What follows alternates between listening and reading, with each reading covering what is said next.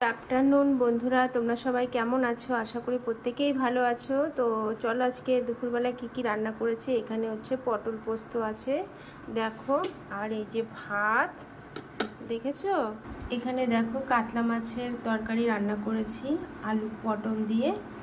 দেখো বন্ধুরা, অল্প করে হালকা হালকা করে। আর এখানে দেখো ডিম আছে, ডিমের বড়া করেছি। এই যে টক ডাল হচ্ছে দুপুরবেলার রেসিপি দেখো। আর গরমে টক ডাল না খেলে ভালো লাগে দেখো, দেখেছো। আর তার সাথে এই যে হালকা করে চাটনি দেখো। আর এই ছিল আজকে আমার রেসিপি। তো কেমন লাগলো অবশ্যই তোমরা একটু কমেন্ট করে জানিও। আর গরমে খুব সাবধানে থাকবে, জল খাবে বেশি করে। টাটা বন্ধুরা।